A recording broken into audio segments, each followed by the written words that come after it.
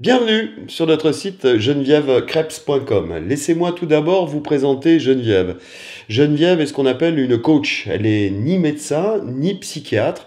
Elle pratique le coaching personnel ici même dans ce cabinet à Metz et travaille avec de très nombreuses entreprises un peu partout en France. Qualité de vie au travail, risques psychosociaux, burn-out n'ont pas trop de secrets pour elle. Nous allons parler d'un thème aujourd'hui qui revient très très souvent en consultation. Il s'agit de la dépendance affective. Bonjour Geneviève. Bonjour Richard. Alors, qu'est-ce que la dépendance affective ?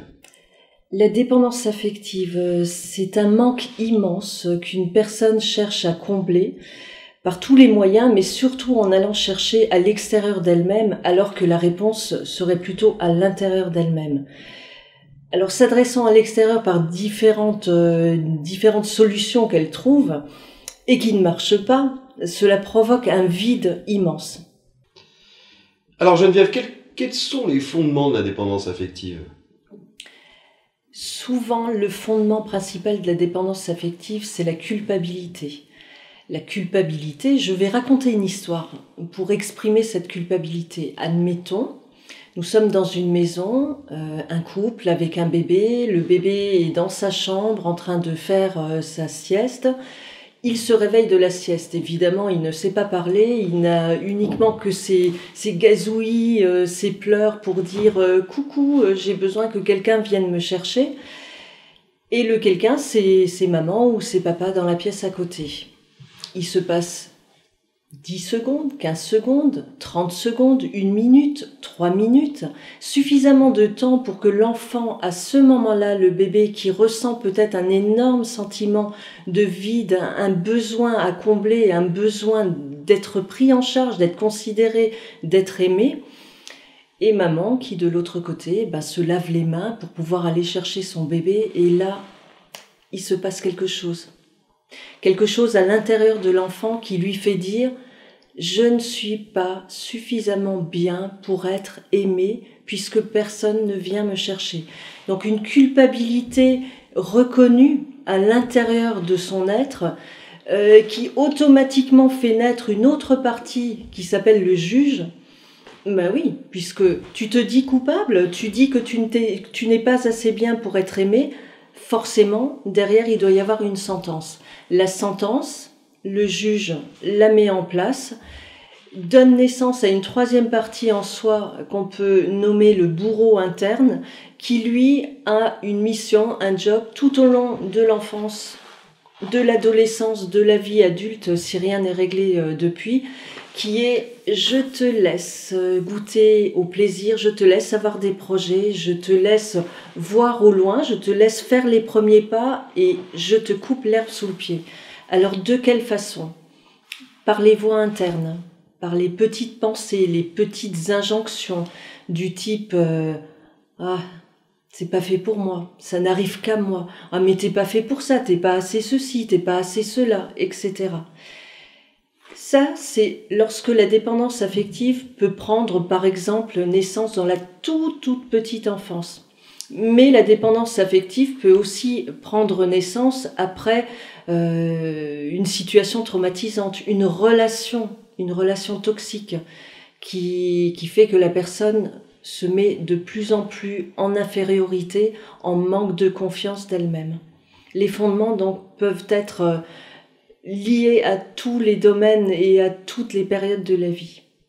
Si j'ai bien compris, on parle de peur. Oui, on parle de peur. La peur fait partie de tout ce qui nourrit la personne, de tout ce qui va pousser la personne à avoir des comportements inadaptés.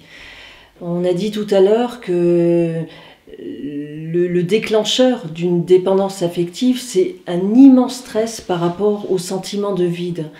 La peur d'être seul, la peur de perdre quelque chose, la peur de ne pas être à la hauteur, la peur de ne pas être aimé ou de ne pas être aimable. Et cette peur, ce sentiment de vide crée un tel malaise qui provoque des angoisses, des attaques de panique, qui pousse la personne à aller vers des comportements qui peuvent aller jusqu'à la manipulation. Tout ça pour être aimé, pour combler ce fameux vide qui est catastrophique. Alors, quels sont les processus comportementaux pour éviter ces peurs? Les processus comportementaux que mettent en place les personnes dépendantes affectives frôlent la manipulation. On peut même dire que c'est complètement de la manipulation, dans le sens où un dépendant affectif va faire pour avoir. Il y a une attente de retour.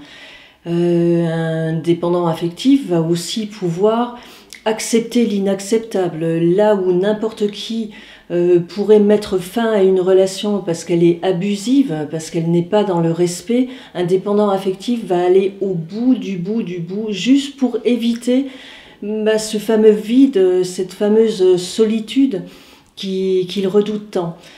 Un dépendant affectif va aussi pouvoir aller dans le contrôle. Comme il n'est pas sûr de lui, comme il pense ne pas être à la hauteur et donc moins bien que les autres, il se met en comparaison avec justement les autres et donc il a besoin de contrôler parce qu'il y a danger. Il y a toujours danger de perdre quelque chose ou de perdre quelqu'un. Alors Geneviève, on sait que notre corps humain est pas trop mal fait, notre cerveau notamment. Et quels sont les signaux que nous envoie notre cerveau pour nous dire attention là, vous n'êtes pas sur du tout la bonne voie et vous êtes en fait dépendant affectif?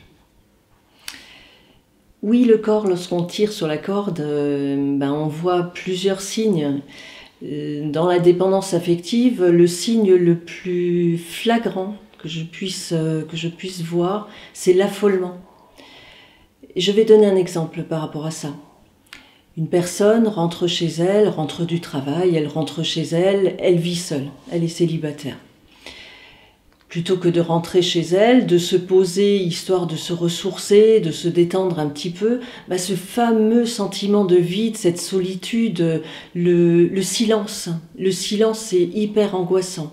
Donc la personne va soit mettre la télévision en fond, va mettre de la musique, va sauter sur le téléphone ou les réseaux sociaux, juste pour couper ce sentiment de solitude.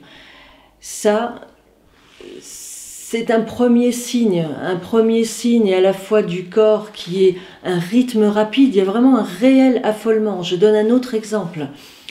Une personne qui sait que la semaine qui vient, je vais me retrouver seule le lundi, le mardi, le mercredi et peut-être bien encore le week-end. Il y a un affolement par anticipation de cette fameuse solitude. La personne va prendre son agenda, va prendre son téléphone, va combler au maximum, surtout les soirées, puisque le stress, l'angoisse, les attaques de panique parfois interviennent beaucoup avec la nuit. Et va remplir son agenda. Je vois un tel, je vois une telle, je fais telle soirée, pourvu que je ne sois pas seule. Et s'il y a désistement d'un programme prévu, il y a affolement. Et il peut y avoir grosse crise d'angoisse. J'ai envie de dire, finalement, les gens arrivent peut-être à vivre avec la dépendance affective, mais vous me disiez tout à l'heure qu'il y avait quand même des risques, de gros risques dans sa vie sentimentale et même professionnelle. Oui, il y a des risques à être dépendant affectif à un certain niveau, évidemment qu'on peut vivre avec. On peut observer la façon dont on a de fonctionner, ces petits travers, on va dire, liés à la dépendance affective, et tout se passe à peu près bien. Maintenant, quand on a cette dépendance affective depuis quelques années, sans rien faire, sans travailler sur soi, évidemment qu'il y a des risques. Dans la vie sentimentale, par exemple, un dépendant affectif peut choisir d'entrer en relation avec un autre dépendant affectif. Et les choses peuvent bien se passer. Chacun a besoin de l'autre, chacun a ce manque à combler et le trouve chez l'autre, puisque les deux sont dans la requête d'aller chercher à l'extérieur et non à l'intérieur de soi. Il peut aussi y avoir un dépendant affectif avec un dépendant affectif, donc le même système, mais qui s'étouffe totalement. Il peut y avoir aussi un dépendant affectif avec une personne tout à fait équilibrée sans avoir besoin de sortir de ces grandes angoisses de vide et de manque. Et là, les choses se corsent. Au début, la personne a beaucoup de patience par rapport au schéma du dépendant affectif qu'est son conjoint. Il laisse passer des choses Et à un moment donné, quand le système rentre trop vers la manipulation, le contrôle, l'étouffement, les crises d'angoisse, de la jalousie maladive, évidemment, la relation ne tient pas très longtemps. Et le type de relation le plus nocif qui puisse exister face à un dépendant affectif, c'est d'attirer à soi, et je dis bien d'attirer à soi, et aussi de se faire choisir par une personnalité perverse, un manipulateur pervers, et aussi, on peut aller jusque-là, de temps en temps, un pervers narcissique. Le pervers narcissique ou le manipulateur pervers qui est suffisamment fin d'esprit et suffisamment alerte pour détecter la faille qui se trouve chez le dépendant affectif et va évidemment en jouer, lui-même ayant une grande souffrance par rapport au manque de confiance en soi, va user et abuser de stratégies et de tactiques pour mettre à plat, mettre à terre, mettre sous la moquette le dépendant affectif, tout simplement pour regagner confiance en lui-même. Voilà, donc là c'est un grand danger. On retrouve la même chose dans le cadre de sa vie professionnelle, les mêmes schémas. On retrouve exactement les mêmes schémas, même si le rapprochement entre les personnes est moins de l'ordre de l'intime. Il y a évidemment des personnes qui se font harceler, manipuler, qui font l'objet de chantage, de pression émotionnelle. Ça, c'est toujours lorsqu'on a un collaborateur ou un N+1 qui est dans la manipulation et qu'on est dépendant affectif. Mais j'allais dire, le dépendant affectif n'a pas forcément besoin de quelqu'un d'autre qui ait la pression ou qui ait l'aval sur lui. Il sait comme un grand se mettre en épuisement. Et de quelle façon ? Rappelons que le dépendant affectif a besoin de se faire aimer, a besoin de se faire apprécier et être considéré. Donc il va jouer d'un excès de zèle, c'est-à-dire il va travailler, faire de la surqualité, en faire bien plus que ce qui est demandé au départ, tout juste pour être « Ah mais c'est bien !» pour avoir les appréciations, les encouragements et la mise en avant, la mise en lumière. Alors, ce qui intéresse particulièrement nos auditeurs, qui sont éventuellement reconnus dans la définition que vous avez donnée de la dépendance affective, c'est en gros comment s'en sortir.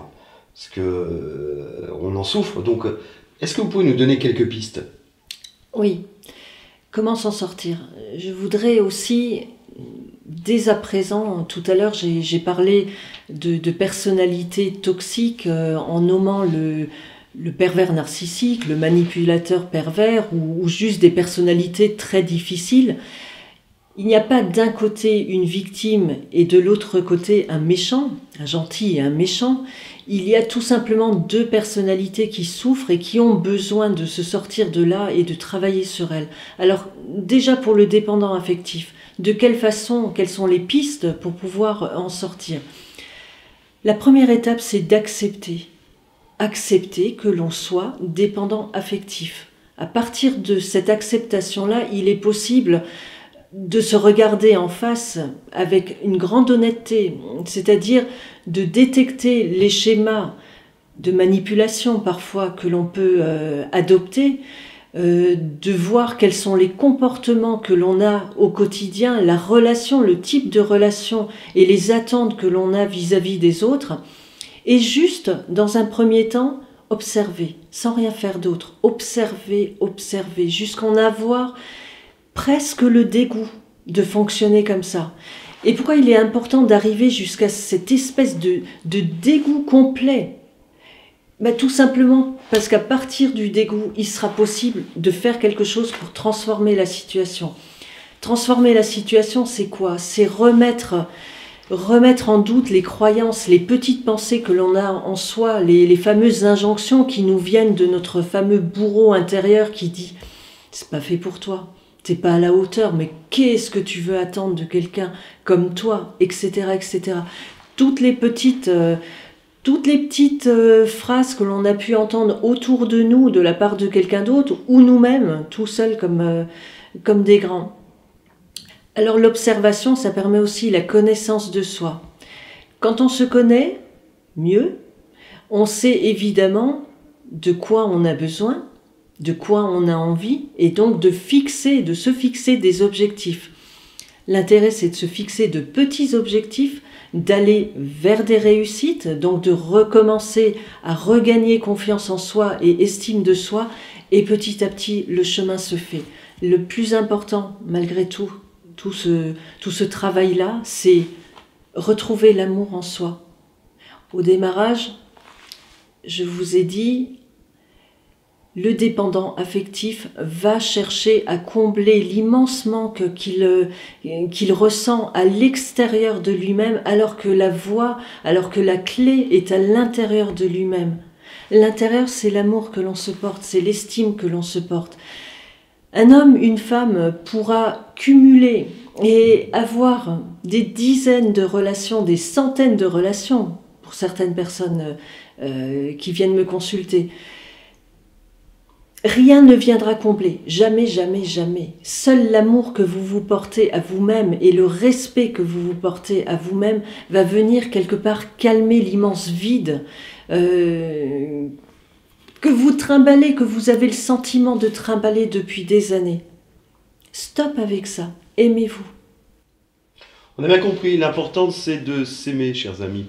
Alors, vous aurez compris également une autre chose, c'est que pour vous sortir de la dépendance affective, vous aurez certainement besoin d'être accompagné par un psychologue, un psychiatre ou même par une coach comme Geneviève. Vous pouvez également en parler à votre médecin traitant qui peut être un bon confident et qui peut vous emmener sur d'autres pistes. Pour notre part, si on a réussi à répondre en grande partie à toutes vos questions sur la dépendance affective et qu'on a essayé de vous mettre sur la piste pour vous en sortir, eh bien je crois qu'on a réussi notre pari. Merci de nous avoir suivis, on se retrouve très bientôt pour de nouvelles vidéos.